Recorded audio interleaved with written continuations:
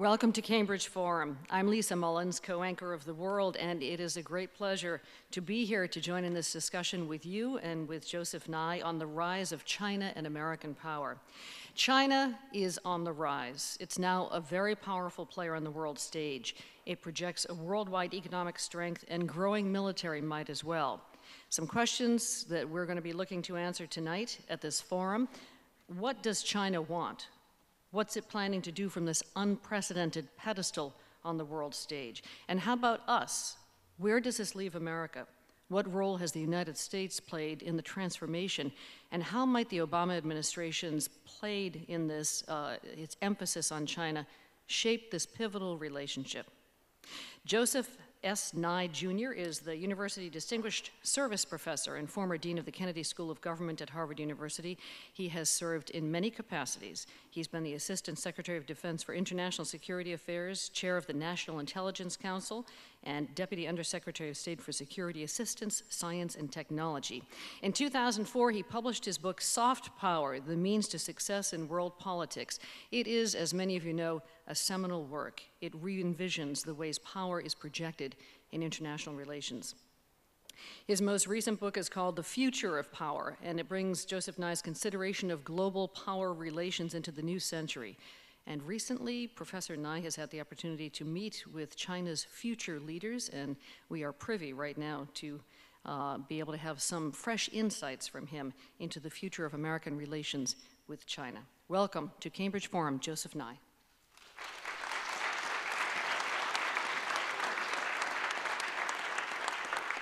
Thank you very much, Lisa, and it's nice to be back at Cambridge Forum, which is a real service to this community. It's also nice to be introduced by Lisa Mullins, whose program, The World, is one of my favorites. But in any case, I'd like to say a little bit about China, but not take too long, because I think the most interesting thing will be the chance to have a discussion. So I'll try to talk in the range of 20 minutes or so, and then open it up for your thoughts and questions and ideas. I also want to get beyond the rhetoric of the election year. The worst time to think about anything like a big question such as the rise of China is in an American election year. Everybody has a take on this issue, and it's usually has the time horizon of now until November. And I'd like to make us think a decade or more further than that. There are lots of current issues. There's the question of what do we do about North Korea, what's going to happen in Taiwan, what about the South China Sea, what about China's cyber activities. All these are legitimate for Q&A, but I'd like to step back and ask, where do we think the United States and China will be in a decade or so? And what do we see happening when you have a China which is growing has been growing at the rate of 10% per year. They now project 7.5%. That's still very impressive growth. And their military budget's been growing at 13% and double digits for the last decade or so. So where should we start when we think about what the rise of China will mean and how it will relate to American power? Let me start with a sometimes used analogy, widely used analogy, which is an analogy to the 20th century and to World War I. There's a proposition that some people make which says that when you have a rising power and it confronts a status quo power, that's the source of great conflicts. So they would say that the causes of World War I, in which the European state system tore itself apart and ceased to be the center of the world, was the rise in the power of Germany and the fear that created in Britain. And by analogy, they would argue that what we're going to see in the 21st century is a similar great conflict caused by the rise in the power of China and the fear that will create in the United States. There are very distinguished political scientists like John Mearsheimer at the University of Chicago, who says China's rise cannot be peaceful. If this is true, we should be looking forward to a badly disrupted century. I'm going to explain to you a little later why I think it's not true. But nonetheless, it is a worry that we should be paying attention to. In recent years, the last 2 or 3 years, there has been some evidence for this theory. And the evidence has been based on the fact that China has had a more assertive foreign policy. Many Chinese, looking at the collapse of the United States economy in 2008 in the financial crisis, and first negative and now slow American growth, and then looking at their own growth of 10%, say, you know, the Americans are in decline, we're rising fast, and we ought to get more out of it. And the great danger of that, of course, is that it creates a sense of hubris on the part of the rising power, and it also creates a sense of fear in the status quo power. And the years between 2008 and 2011 were indeed years in which the U.S.-China relationship became worse. And it became worse in part because of this belief that the Chinese had that the United States was in decline, and that many Americans shared with them. A recent public opinion poll I saw showed that a majority of Americans thought that China had already surpassed the United States. That happens not to be true, but it does account for this sense of fear. Now, what is the situation in terms of American power? Is it in decline or not? Well, first thing you have to do to answer that is distinguish between absolute and relative decline. Absolute decline is what happened to ancient Rome. Remember, Rome was not passed by another empire passing it. It was basically an economy with no internal productivity, which succumbed to internecine warfare and an onslaught of barbarians from outside. Now, whatever else you may think about the United States, that's not a very good description of where we are today.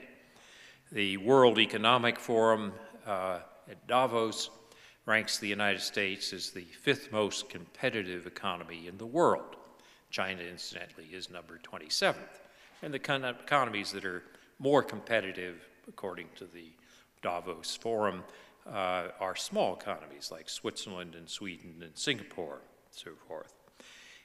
If you look at the United States in terms of its universities, again, most rank as the highest in the world. If you look at the United States in terms of research and development, the United States spends more on research and development than China, Korea, and Germany put together. We're about 31% of all R&D spending. You can look at new technologies that'll be crucial for the new century, biotechnology, nanotechnology. And it's generally accepted that the U.S. is on the forefront there. So this picture of the United States in absolute decline does not seem a very accurate picture. But if you ask about relative decline, there is something there that we should pay attention to. Relative decline could be described as not the decline of the United States in any absolute sense, but the rise of the rest, China, India, Brazil, and many other countries. As they do better, they narrow the gap. So the United States is here, the others get closer. You could either describe that as relative decline or the rise of the rest. But the rise of the rest doesn't mean they'll necessarily pass the United States. No, it just simply means that the gap is diminished. Now, that relative decline can be misinterpreted as though it means that this is going to go on without end and the others will pass. And in the case of China, that leads to particular fears of the type that I mentioned. Now, will China pass the United States in overall power? I don't think so, but one area where they will is in the total size of their economy. If you have an economy of 1.3 billion people, which is growing at 10% a year, and another economy of 350 million people growing at about 2% a year, sooner or later those curves intersect. And there is a guessing game. For example, the London Economist, a very distinguished journal, says that this year of the passing of China being a larger economy than the United States will be 2019. Goldman Sachs had an earlier estimate of 2027. On the other hand, if you measure these economies not by what the World Bank calls purchasing power parity, or the price of goods in terms of human labor, but in terms of exchange rates, the Rand Corporation in California has said that the Chinese economy will be only 50% of the American economy in 2025. But all this is beside the point. It's not the question of whether China will have a larger economy than the US at some point. It almost certainly will, just because of sheer size. It's whether there will be a Chinese power which will be greater than American power overall.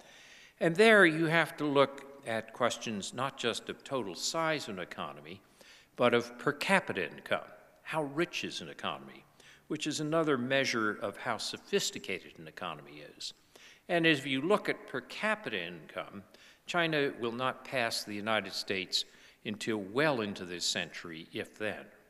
So again, be careful what measures you take before you come to conclusions. Another problem, of course, is that when we look at economic power, we assume that China will just continue growing on the same trajectory it is now. That's very unlikely for several reasons. For one thing, as countries get richer, their rates of growth tend to diminish. The second thing is China is peaking in terms of its total labor force in 2015.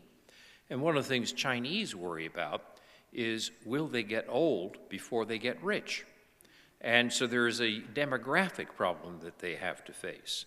So we would expect that Chinese growth rates will not stay at 10% or even 7.5% for the full 10 or 15 years that these projections count for. The other question, of course, is that economic power is not the only type of power. There's also military power and what I call soft power. In military power, China has been growing very dramatically in terms of what it's spending on its military power, but it's still only 2% of its gross national product. The Economist this week has an interesting cover story on the growth of Chinese military power. But when you look carefully at it, you'll see that there's a huge difference between China developing its first aircraft carrier this year and the ability to have 11 carrier battle task forces, such as the United States has. It's going to be decades before you'll have equality of military power. And the third aspect of power, the third dimension besides economic and military power, is soft power, the ability to get the outcomes you want by persuasion and attraction.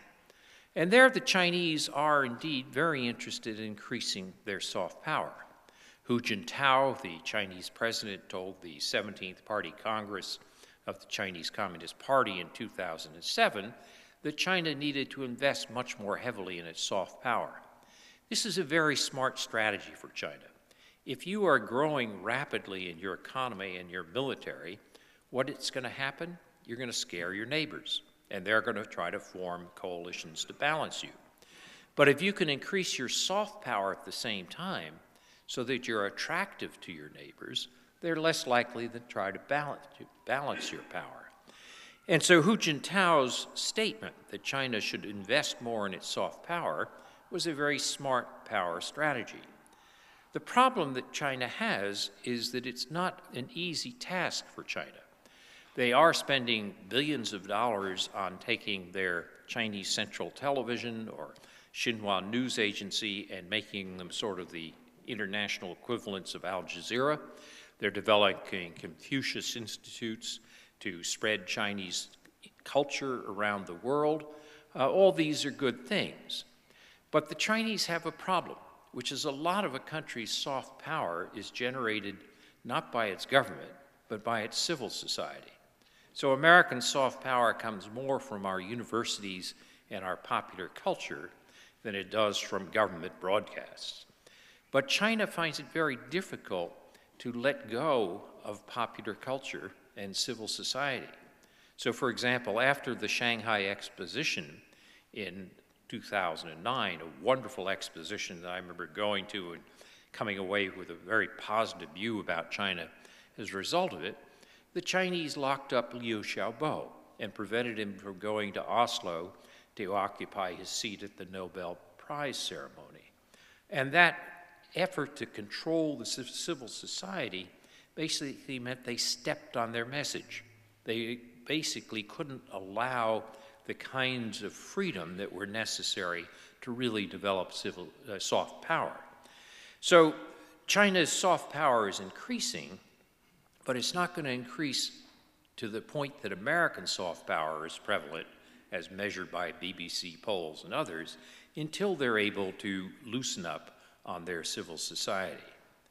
So what we see then is a situation where, yes, Chinese power is increasing, economic power, military power, and soft power, but the idea that it's going to pass American power anytime soon strikes me as unlikely. Now, you could say, why does this matter? Who cares? I mean, power is not good or bad per se. As I say in my book, power is like calories in your diet. Too few and you expire, too many and you become obese. So it's not just a great thing to say we're number one or we're the most powerful. On the other hand, if you don't have a realistic estimation of what power relationships are, you can get the kinds of miscalculations that I referred to at the beginning. That growth of hubris in the rising power and that growth of fear in the status quo power. And there, the key question is, will the United States and China properly understand their relative power relations?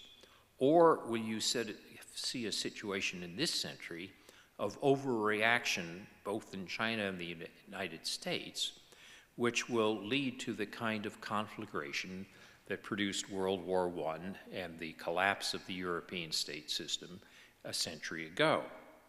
My answer, I told you, was no. I think that this historical analogy that people use to say that the US and China will suffer the kind of miscalculation and disastrous reactions that we saw a century ago is mistaken for the following reason. Germany had already passed Britain in its overall economic power by the year 1900. Well before World War I, which of course starts in 1914. If you believe what I said earlier, and the facts and figures to support it are in this book, The Future of Power, China is not about to pass the United States anytime soon. What we can see is that we have a couple of decades to be able to react to and manage the rise of Chinese power. That's tremendously important because it means we don't have to succumb to fear. Or to paraphrase Franklin Roosevelt, perhaps the only thing we have to worry about in the US-China relationship is fear itself. Too much fear can actually make it more difficult to manage this relationship. And that's important because basically we and China are not countries which have a deep existential conflict. You could argue that in the 20th century, our relations with Nazi Germany or our relations with Soviet Union were societies and governments which really wanted to destroy us. That's not what China wants. China wants many of the same things that we do. And there are many areas where we and China can live together in a cooperative fashion. What's more, you can make a case that we have to live together this way. If you look at the big challenges that we're facing in the 21st century, many of them are transnational challenges which are growing out of this enormous rate of globalization and technological diffusion. So if you take something like financial stability in the world, where you see flows of financial instruments across borders that are often larger than the budgets of most countries, or you think of climate change, where CO2, which can be produced in one part of the world, incidentally, here's where China is a superpower, can immediately pass around the whole world and damage everybody, or you think of pandemics, or you think of transnational terrorism, these are things which we cannot cope with alone. We, the United States, or China alone, or Europe alone, cannot solve these problems. We have to develop patterns of cooperation to be able to deal with them. And that's all the more reason why we're going to have to think about our power relationship with China in a different way. To deal with these new challenges, we're going to have to think of power not simply as power over other countries, but of power with other countries. If power is the ability to affect others to get what you want, sometimes you can do it by telling others to do something or commanding them. Other times you can't do it unless you persuade them to work with you. So power with others may become as important as power over others. And that doesn't mean that classical military issues or diplomatic issues are not important. They will persist. Take the contest for oil resources in the South China Sea, for example. But it does mean that there are other issues where military power provides no answer. Dealing with financial flows, pandemics, climate change, we can't solve that by power over others. It has to be power with others. In that sense, then, as we ask what kind of a policy we want to have toward China and the rise of Chinese power, it's a policy of patience and also what I call a Goldilocks policy, not too hot and not too cold. We're going to have to learn to be cooperative and competitive at the same time. That's not always easy for Americans. We like to have things neat, clear, and simple. There's an enemy or there's not an enemy. In fact, we need to think of China as both a competitor and a cooperative partner simultaneously. If we fail to do that, we can produce a much less happy 21st century. If we manage to rethink our feelings and our understanding of power so that we can have this kind of a policy toward China, then I think I would argue that the rise of Chinese power may not be a bad thing at all, and that we'll be able to avoid the mistakes of a century ago. So those are my thoughts as an opener, but I'd be very interested in what you all have to say. I'm going to take the liberty of asking the first question. I have many, but I won't read all my scribbles on this piece of paper in front of me. But when you talk about soft power and the United States' use of soft power, and you said China, presumably many Chinese have read the book as well. Mm-hmm. Where are the limits of American soft power in China in terms of the international realm and the domestic realm? For instance, to what extent can American soft power influence China regarding its actions and votes in the UN Security Council on Syria, regarding its actions in North Korea?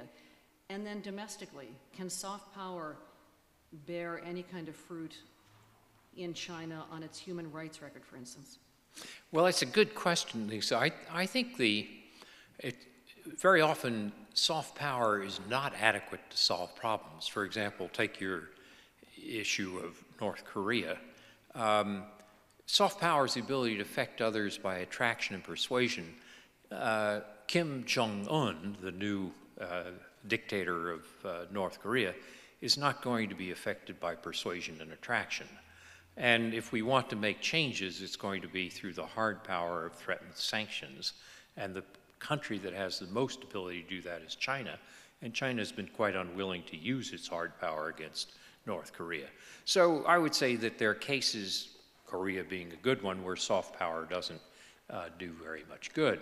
On the other hand, if you look at the long-term relationship of how U.S. and China will relate to each other, the fact that there are 125,000 Chinese students in the United States, and that many of them will be going back to China, the fact that there is a widespread appreciation of American universities, American culture in China, means that we have a better basis on which to try to work together. doesn't mean that all problems are solved, but it does mean that instead of a vilification of the United States, there is some basis of understanding. Indeed, a Chinese scholar named Wang Jise at Peking University, Beijing University, and I wrote an article together saying that if the United States and China want to avoid a conflict, then the rise of Chinese soft power in the United States, that China looks more attractive to us, and the rise of American soft power in China, that we look more attractive to Chinese, may be a win-win situation where we're both going to be better off. And I think that's probably the way to think about the role of soft power. Do you mind just answering the other part of the question? Can American soft power influence China on its human rights record? On the human rights record, I think it will take a long time, but I think you're already seeing something happening there. It's not going to produce a Chinese vote against Syria in the Security Council. I mean, that the Chinese see as a matter of their interests, and there they followed the Russians, unfortunately. But if you ask, how are Chinese domestically thinking about human rights, you're beginning to see more attention to it. Partly if it's a function of, as China becomes wealthier, more people care about these issues. Partly it's a fact that the Chinese care about their soft power in the eyes of others. So when I go to China, I find that I'm often asked to give speeches about this. And I'm asked, how can China increase its soft power? And the answer I give is, let Liu Xiaobo out of jail, or pay more attention to human rights. And that doesn't lead to a lot of applause in the audience when I say it.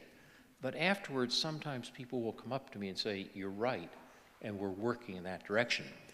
And it was very interesting to me that Xi Jinping, when he was at the state lunch in Washington in early February, Vice President Biden pressed him on China's human rights record. And he didn't say, it's none of your business. He said, we still have a distance to go, but we're working on it. So I think gradually we're making progress on that. Thanks. Okay, why don't we start off with our first question? Thanks. Thank you, Professor Nye, for your always insightful remarks. It's been written and claimed probably by more than one person that if we don't study history and learn from history, we're condemned to repeat it. So you make sure that people's eyes are open to new opportunities to live in this world together. My question is more philosophic, and I hope you don't push it off. Are we witnessing the decline of the 237-year Great American Experience? China's been around for, I don't know, the number, is it 5,000, whatever, a long time. And it's evolved through many different forms. But we are in great danger now. And without our banker, China, the collapse would have happened. Bernanke could not have stopped, and Geithner could not have stopped anything. We need China's banking support. So we're all in this together economically. As I look at China, I see them not wanting to build a great middle class, which is happening under their feet, real estate, cars, whatnot, because then you've got to sustain it. And we are, in my view today, failing to sustain American society. So where are we going as a society, and where is Chinese philosophically going as well? It's a tough question, but please grapple. Well, it's a tough set of questions. And I think actually the United States has a number of severe problems. I would say that paying better attention to our secondary education, primary and secondary education, I'd say that at some point we're going to have to deal with our debt overhang. At some point we have to deal with some of the growth of inequality that technology has created. So yes, we have a number of problems. But China has a number of problems too. And if you ask me, would I rather have our problems or theirs, I think I'd just as soon have ours, much as I don't like ours. China has never solved the problem of political participation. Unlike India, for example, which was born with a democratic constitution, China doesn't have a framework for how do you deal with participation. And as people's income grow, it's a pretty good regularity in history that they want more participation. I didn't say democracy as such, but more participation. Add to that the increased role of the internet and communication, where you have, over 500 million Chinese on the internet.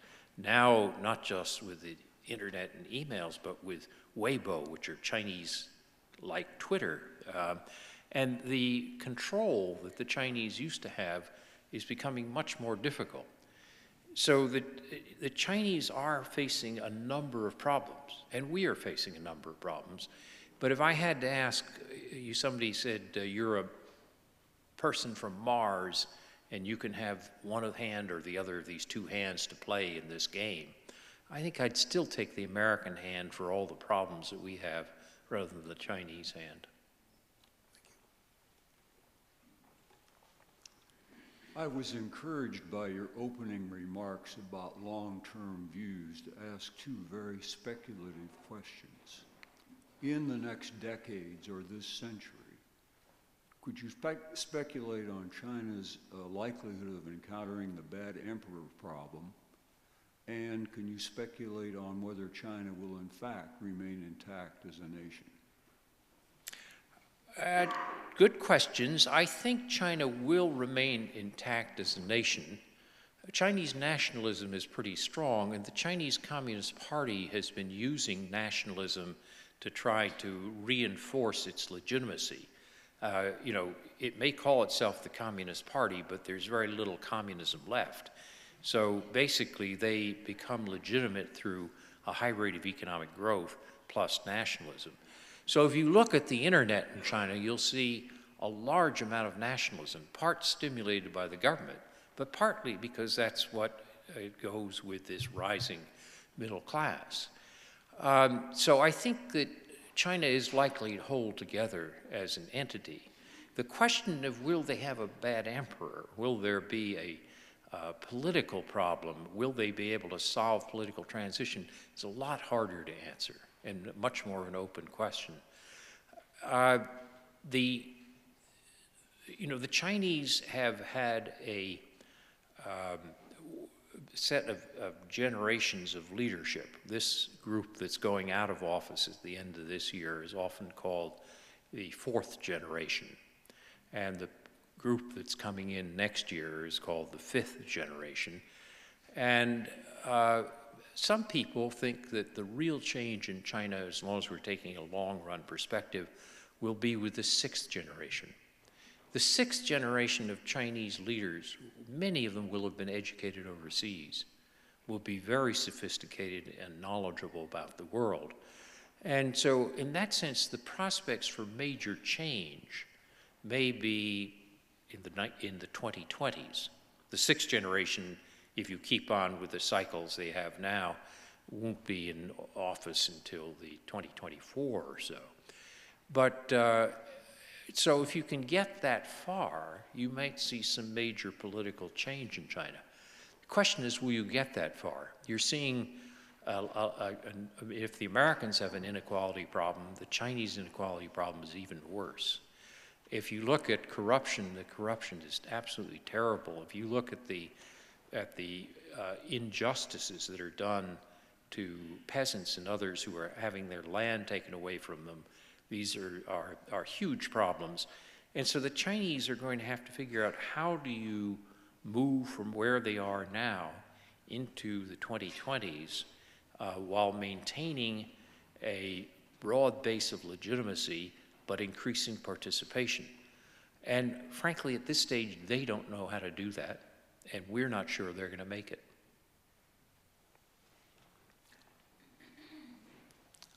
Good evening. I was reflecting on the comment that you made that China wants many of the things we want, and for years I've been hearing a growing argument that takes off from that comment that's a different perspective than what you've presented, and I just wondered what your thoughts are about this, that in terms of them wanting the same things we want, that the United States for many years has been increasing and building increasingly larger military bases surrounding China with a definite goal of militarily containing China. That some people have said that, you know, we've sort of taken over NATO as our army with no oversight, and that we now plan to include the BRICS in that, and Latin America, and all of these will be more international forces to muscle up this containment of China. And one of the spots where they want the same things we want is in Africa, the riches, the resources, and they're very much there, and the United States is very much there also. So in terms of the way you presented it was sort of like, we want the same thing, so why can't we all just get along? Yeah. And I'm wondering about this much more conflictual scenario that people like Joseph Garrison from American Friends has been talking about this for years, so I'm sure you probably heard that argument too. And as a footnote to that, I'm kind of curious about Mearsheimer's theory of why it will be conflictual. So that's a lot, but thank you if you can address any of that. Well, when I said they want the same types of things that we want, I was thinking more about getting rich, being able to focus on their family, development of their societies. I was worried. I wasn't focusing on, yes, they want oil, we want oil.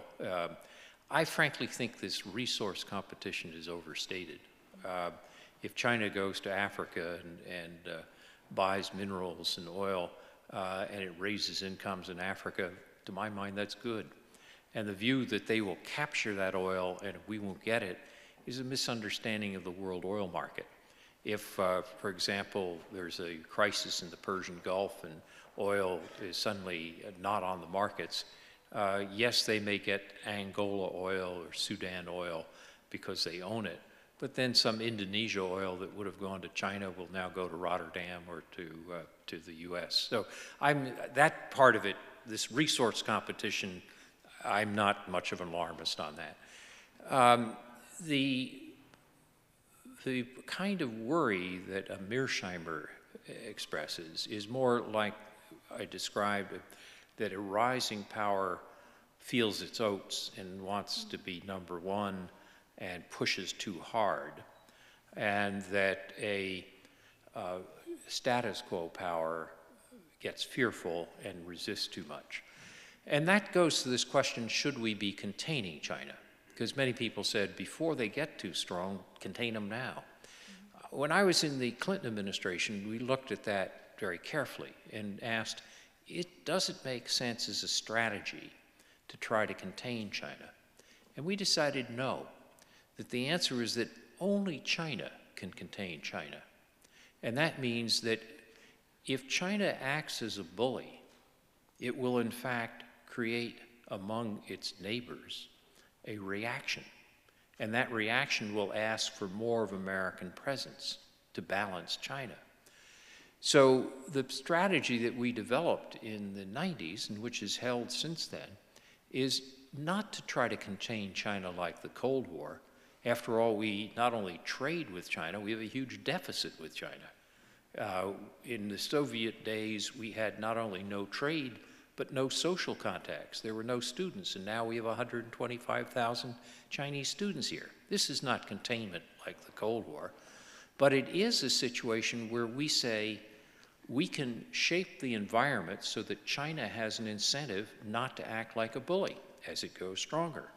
So as long as the U.S. keeps its close relationship with Japan, has good relations with India, keeps a position in Asia in which Asian countries want us there as protection in case China becomes a bully, then you're in this situation that I described as only China contains China.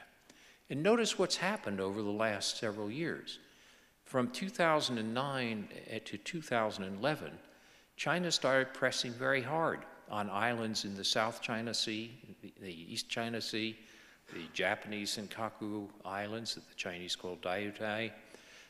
And what happened is that after a couple of years of China's throwing its weight around, everybody had worse relations, all its neighbors had worse relations with China and better relations with the United States.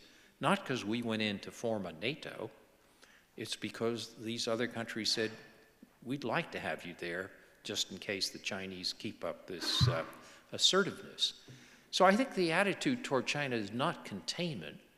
It's to essentially be a forward presence, helping to shape the environment, inviting, as Bob Zoellick says, China to be a responsible stakeholder, and make sure that China has no incentives to throw its weight around. That's basically the strategy we followed, and I think it's working. And I think if we follow that strategy, we can avoid this Mearsheimer-type fear of China throwing its weight around too much and the United States becomes too fearful.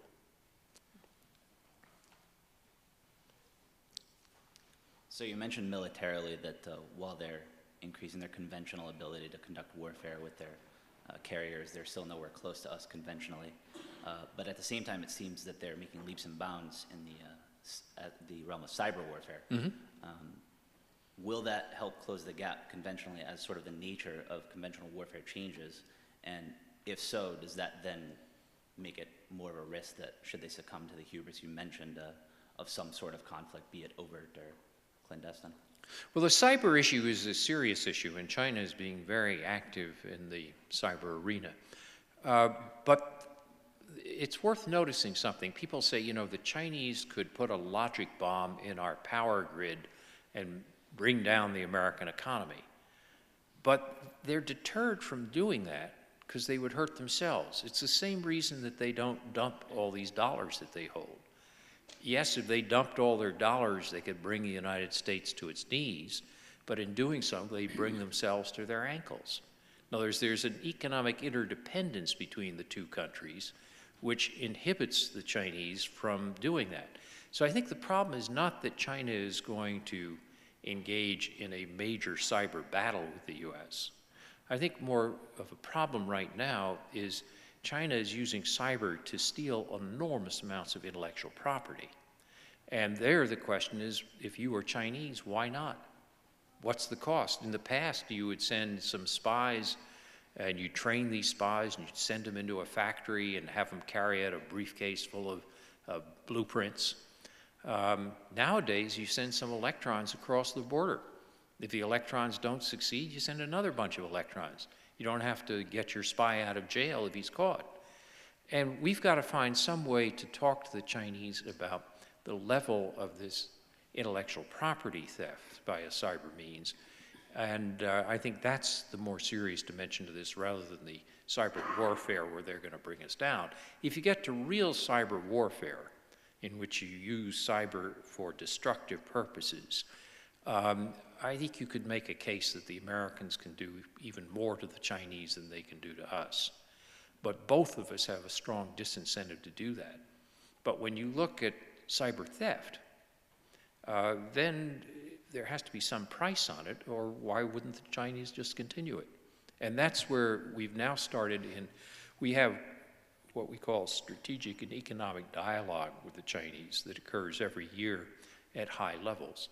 And it's interesting that last year the SED, the Strategic and Economic Dialogue, put cyber on the agenda for the first time.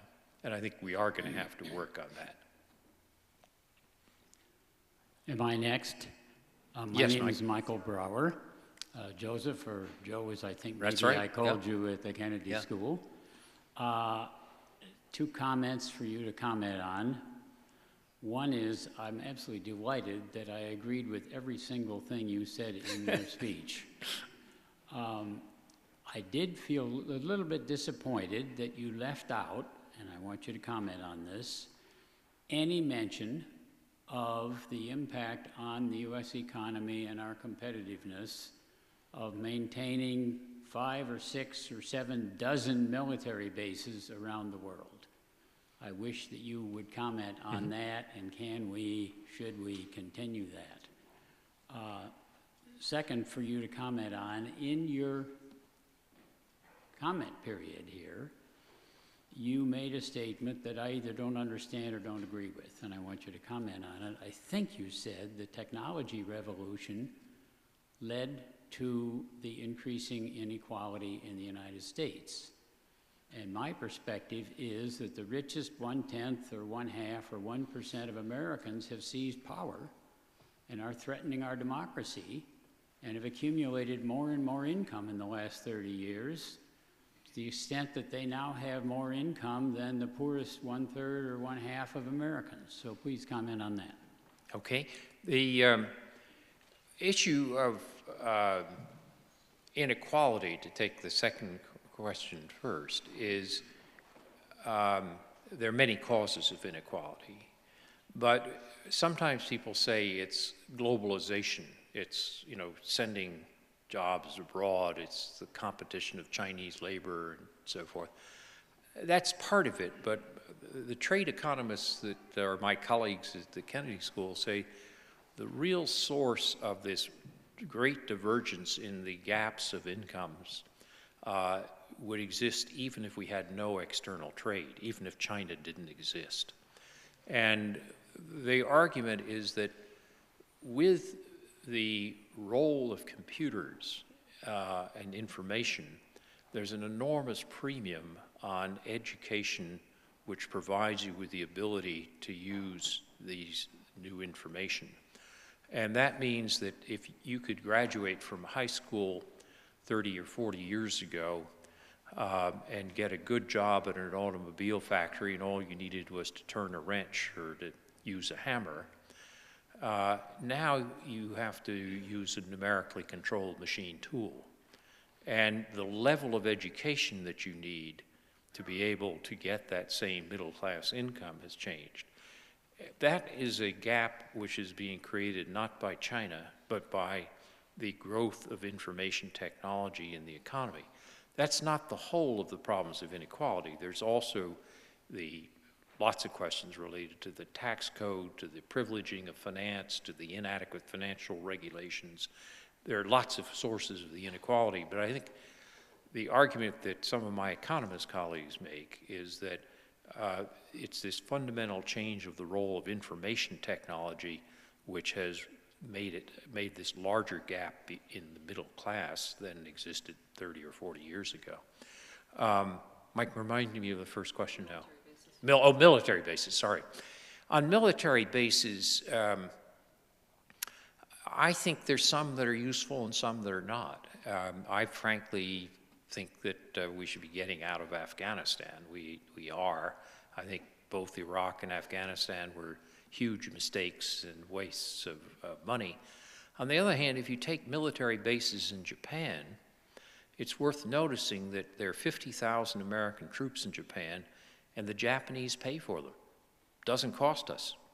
The reason the Japanese pay for them is because they want an insurance policy against China becoming a bully. So if you said, should we reduce bases in some areas? Yes. Should we reduce them in Japan? I think absolutely not.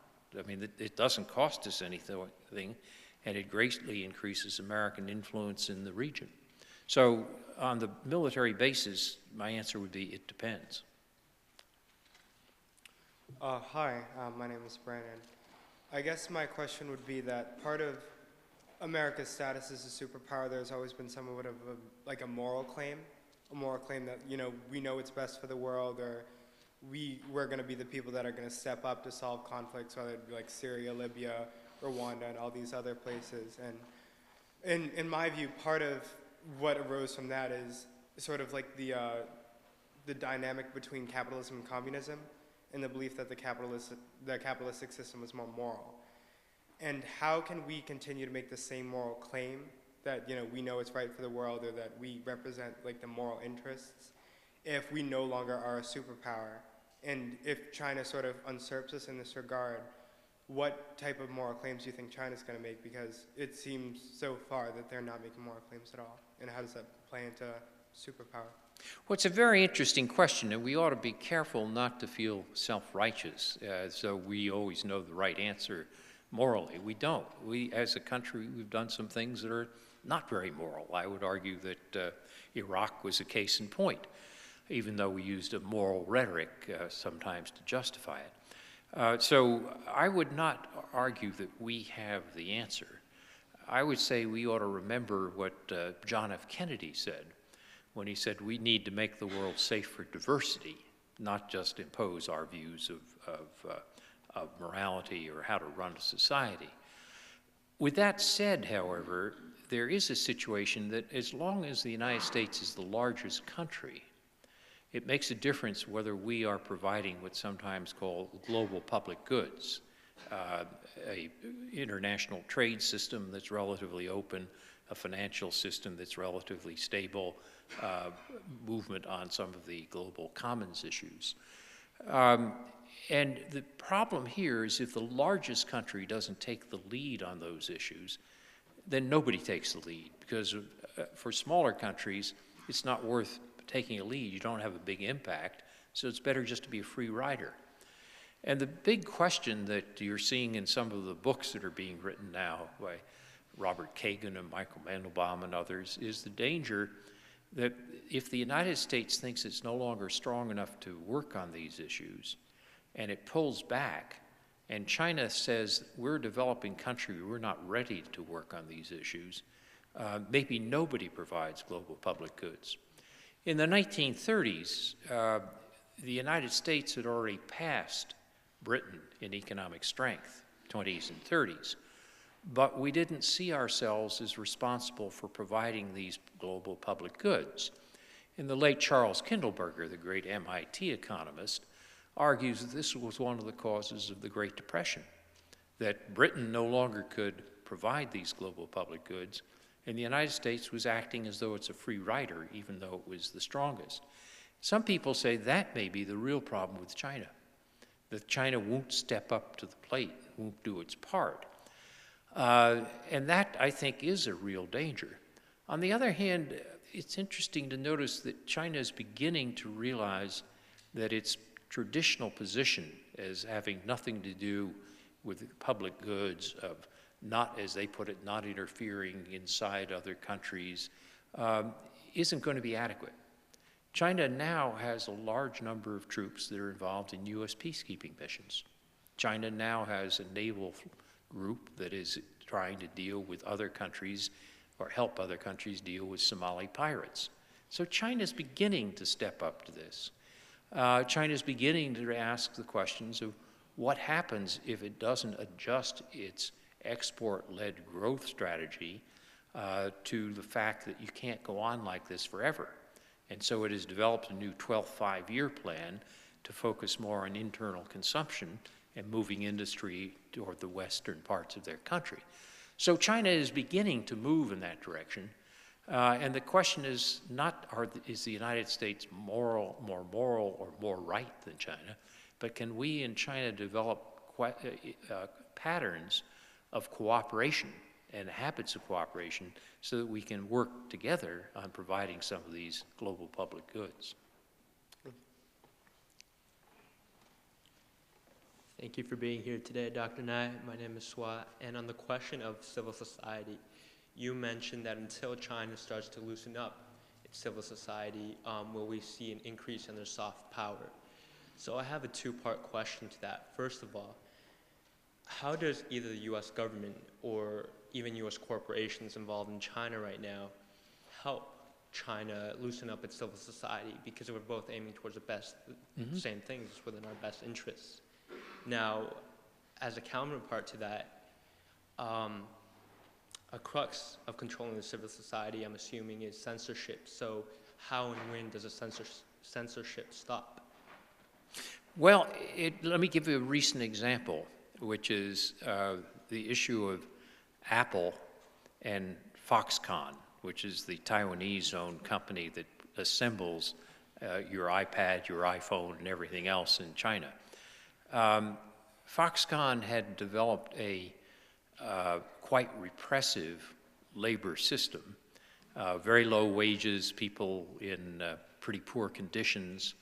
And what's interesting is that Apple, after feeling some pressure on public relations and its own soft power of its brand here in the United States, hired a group to look at the conditions at Foxconn factories, and the report came back a few weeks ago saying these conditions are not what we want to stand for.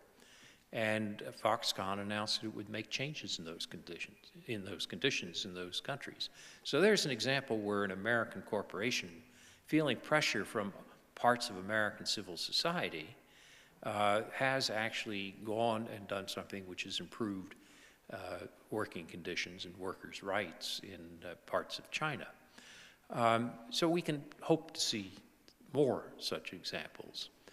On the question of censorship in China, it's very difficult. The Chinese Communist Party is very worried about things getting out of control. It wants to maintain control. And this means that letting go of censorship worries them. But as they try to censor too much, they cut themselves off from information. There's this great, very interesting case a year or so ago of the Wenzhou railway accident. The Chinese have there's been a lot of pride in how China has developed its high-speed rail system. Many American columnists have said, you know, look at how China can do this and we can't. The answer, if you don't have any property rights and you don't have any lawyers, you can do high-speed rail pretty quickly. But the price of this was that the Ministry of Rail, which is very powerful in China, was very corrupt. And it developed a system where the safety standards weren't adequate. So when the high-speed rail in Wenzhou led to this catastrophic accident, the first thing the rail ministry did was try to bury the evidence, literally take the rail cars and bury them so nobody could see. But in modern China, there were just enormous, I think I read somewhere something like 10,000 people who had what we would call tweets, what they call Weibo, describing all this and commenting on it. And it became very quickly realized in Beijing that if they did the traditional cover-up, this was not going to work. And it was going to be very embarrassing for them. And so they started to investigate this. They fired the rail minister, who was corrupt, and they started looking seriously at how you dealt with safety problems. They're going to need that kind of feedback. They're going to need that kind of information to run a more effective society. So I think one incentive for, you know, being a little less onerous on censorship is without adequate information, it's very hard to manage a modern society. The other is, I'll tell you an anecdote, which is that I was giving a speech at Beijing University, and one of the students stood up, as I mentioned earlier, this happens frequently, and said, how can China increase its soft power? And I said, well, think for a minute about the film industry and compare China's film industry internationally with India's film industry. Why is it that India, which is smaller than China and poorer than China, dominates the international film industry? More films than Hollywood. Partly dance, partly very just lively films. And but is it because China can't do it, or because China doesn't have talented, directors or actresses and actors and so forth? The answer is no. China has censors, and India doesn't. And when you get rid of the censors, I suspect Chinese film will be a lot more influential on a global scale. And I think the Chinese are going to realize that at some point censorship is hurting China's own soft power. So I don't think it's going to happen fast because the Chinese Communist Party elites are worried about control. But I think it is gradually happening. Hi, I'm Noni Valentine, and I'm interested in perception. I'm struck as I return from being abroad for many years by how strong American fear is of China. And I'm wondering what kind of role you think that fear may play in navigating these changes that are happening, and how might we manage that so that it does not undermine what U.S. interests, let's say? Well, I think you're right about the fear. And you see this year in the election campaign with people saying, I will take a very strong position against China, and That can lead for retaliation or tit for tat and so forth. The good news is that we've seen it before. In 1992, Bill Clinton ran against the elder Bush by saying he would change Bush's policy of what he called coddling the butchers of Beijing. And in 2000, his son, George W. Bush, said that he would change the policy of China from Clinton's strategic partners to strategic competitors. And that basically changed. This year we had, I guess, Governor Romney saying that he would declare China a currency manipulator and punish them on the first day he was in office. So we've got a history of campaign rhetoric, which sometimes is excessive. I think the key thing for Americans to realize is that we don't have to be so fearful, and that being too fearful is going to lead to rash actions, which are going to inhibit us from actually managing this relationship in a way that's good for us as well as good for them and for the rest of the world. So this is why in this book I try to get people to think about power in a different way, power with as well as over others, and why I try to describe the power relationships between the United States and China as one where we don't have to be so fearful. We're going to be a lot better off if we just keep our heads about us. Thank you very much. Since China is mostly ethnically Han and philosophically based on Confucianism, contrasting to Western Europe and America, and through history, China has been very open to the world and then closes off when it thinks it's being threatened by outside influences. Do you think China in the future would close itself off to outside influences if it feels stability is being threatened? Well, China has closed itself at times. Mao Zedong certainly went through periods of closing China off. In his period in the Cultural Revolution era in the 60s, he basically tried to isolate China as a way to continue his revolution at home, what he called the continuing revolution. I think it's very hard for China to do that nowadays. I don't see, if you look how much Chinese prosperity depends upon its international trade, I think closing itself off would be very difficult for China, particularly since the legitimacy of the Communist Party, this ruling elite, depends upon rising prosperity. So if they tried to close themselves off and that led to lower rates of economic growth, they would be essentially shooting themselves in their foot. So unless you have a real revolution, unless you have a major turmoil in China, where maybe in those circumstances you could get a closing off, I would not expect a return to sort of a Maoist inward-turning policy. Hi, my name is Philip Kim, and I actually studied your book last summer. And I came to realize that I agree with you on two major things. One is the power of history, and the one is the power of education.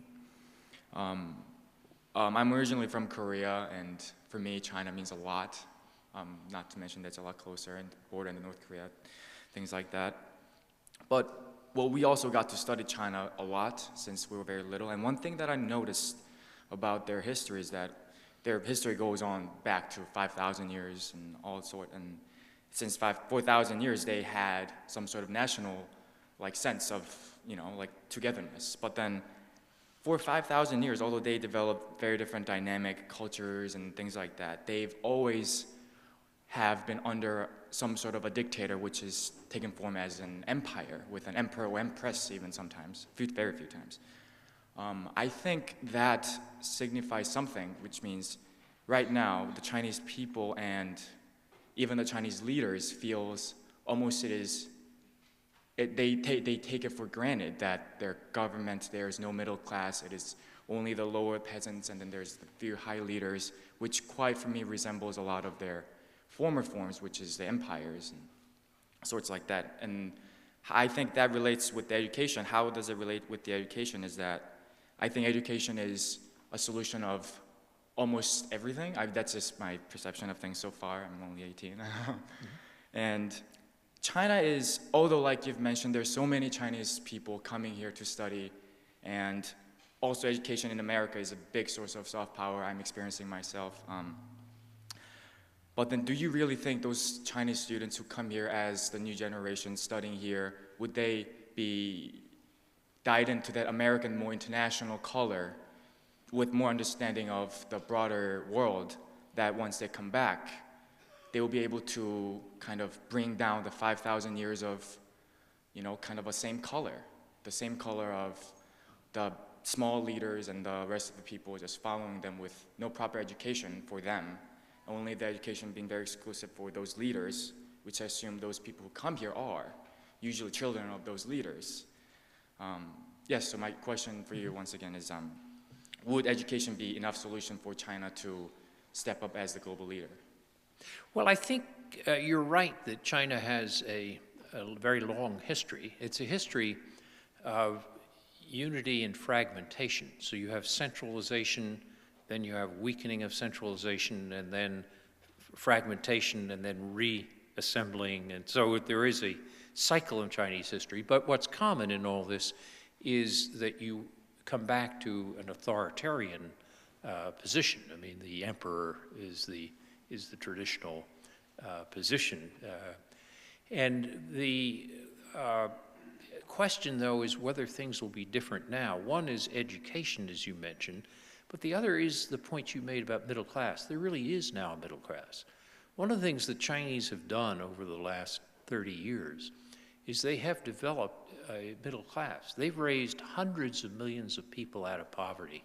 This is a wonderful accomplishment, and they should be applauded for that. And the question, though, is what do you do with this large middle class? There's an equal number of people who haven't been raised out of poverty. And so very often when I talk to Chinese friends, they'll say, yes, we want to live in democracy someday, but we're not ready for it yet. We have too many of these poor people in the countryside who then migrate to the cities and so forth. So you'll find a tension inside China on this. I think as the middle class continues to grow, and as you get more education, to take up your second point, you may have conditions in which you can begin to see a break from that traditional pattern of the emperor who then loses the mandate of heaven. There's chaos, which is restored by a new emperor with a new mandate of heaven. Maybe that pattern will change. I don't expect to see it changed, as I mentioned, until somewhere in the 2020s, but I may be wrong. Thank you. Yeah, Professor Joseph, a question on some of the economists are predicting that within, let's say, a decade, renminbi will take over as a reserve currency for the world.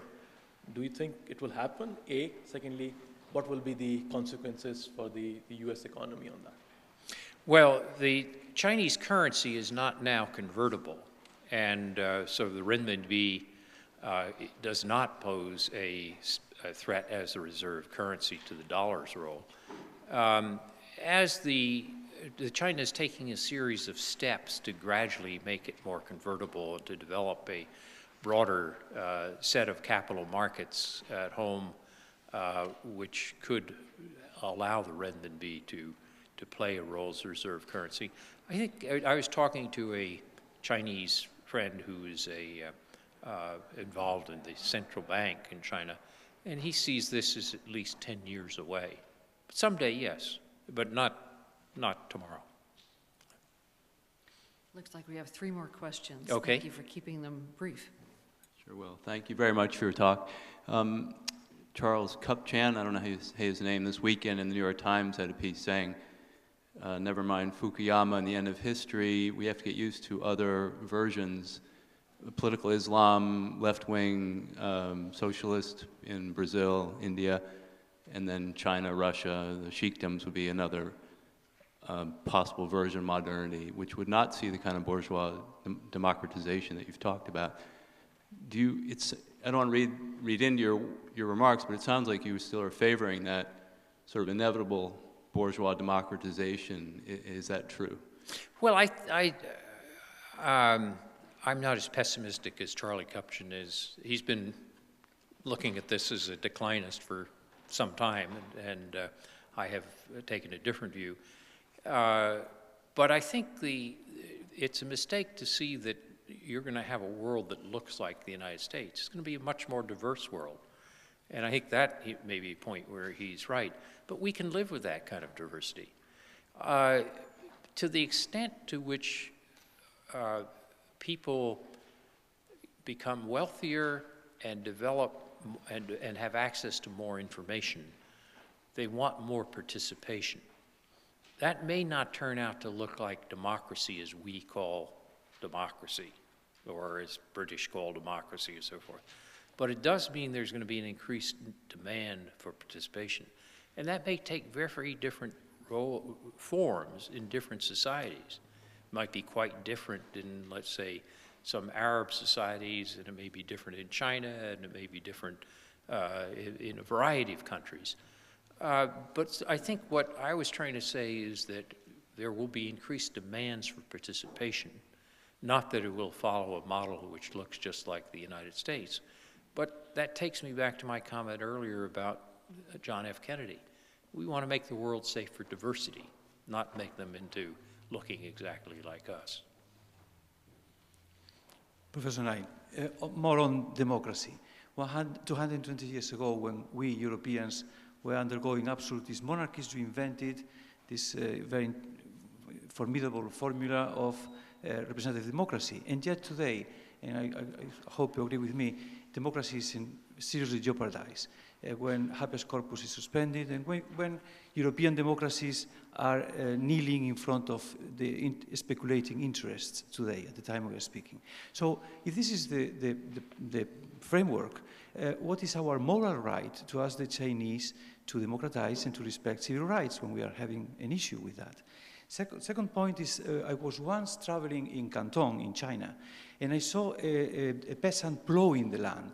And I asked the driver to stop, and together with the interpreter, I went to that man, and I asked him, what do you think of socialism? And he said, socialism good because equality. And what do you think of capitalism? Capitalism good because abundance. And I asked him again, and of course the same question came out. And then I realized that I was a stupid Western intellectual asking a wise Taoist to distinguish between A and B. Of course, he wanted both A and B. He wanted the abundance of capitalism, and maybe some Chinese already have it, and he wanted the equality of socialism, and maybe many Chinese do not have it now. But my question goes a little beyond this. Don't you think that maybe Chinese people, because of this Taoist inheritance, this Taoist culture, are more prepared to understand the dialogic thinking that is needed to tackle these issues? At the beginning of your speech, you were talking of cooperation and competition. Then we are. And if this is so, how are we going to teach our students or to help them to become aware of the need for this dialogic thinking? Thank you. Well, I think the pressures on democracy in Europe and elsewhere are of concern. I worry very much that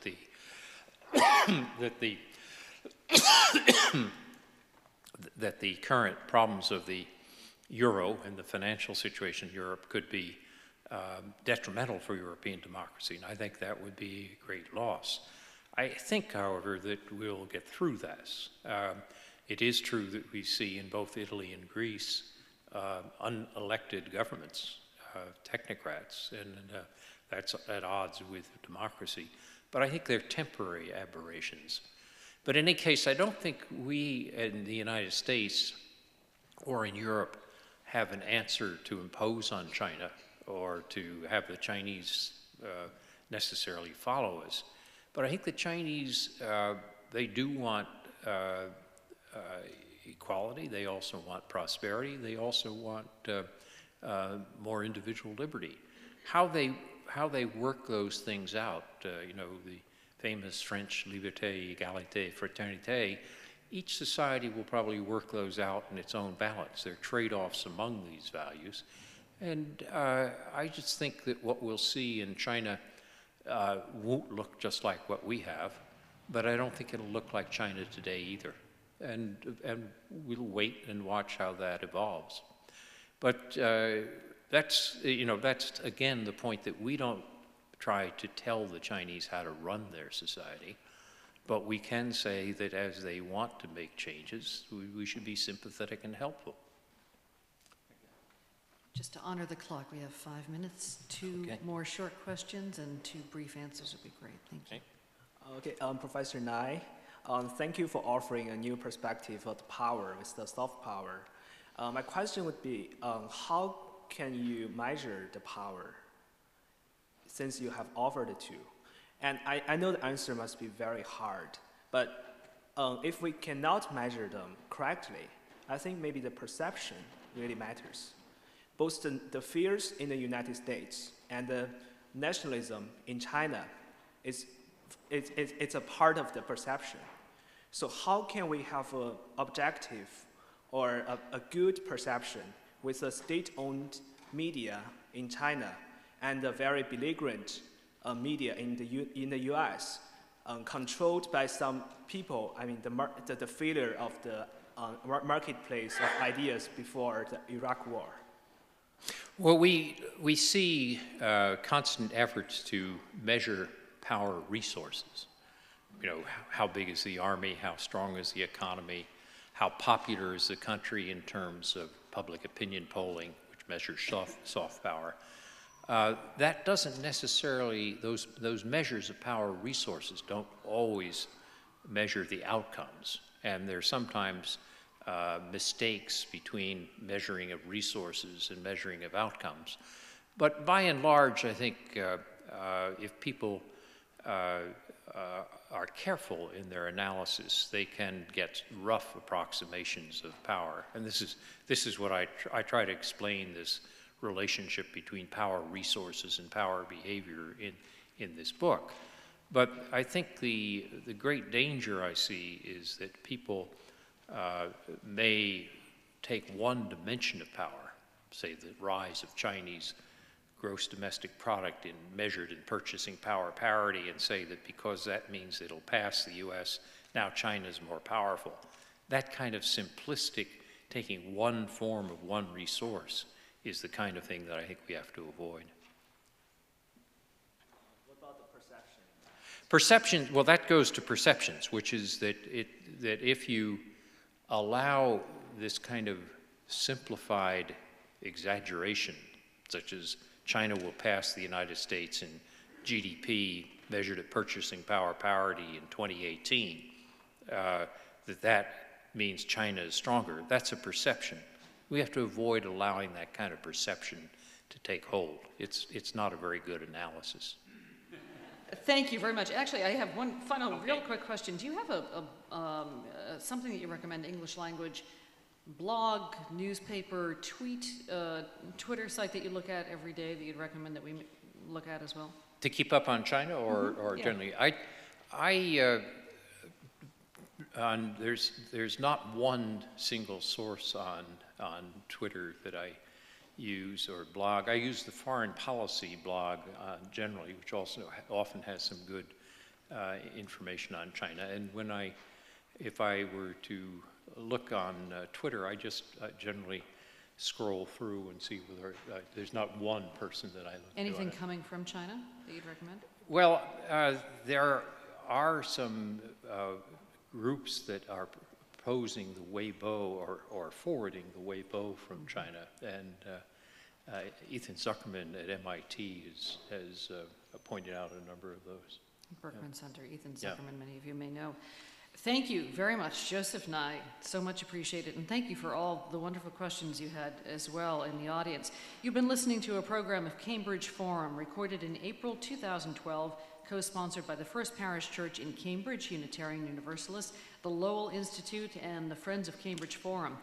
If you'd like a CD of this forum on the rise of China and American power, featuring our guest Joseph Nye of the Kennedy School of Government at Harvard, and additional information about our radio series and our Forum Network webcasts, please visit us on the web at cambridgeforum.org. In Harvard Square, I'm Lisa Mullins, and thank you for joining us.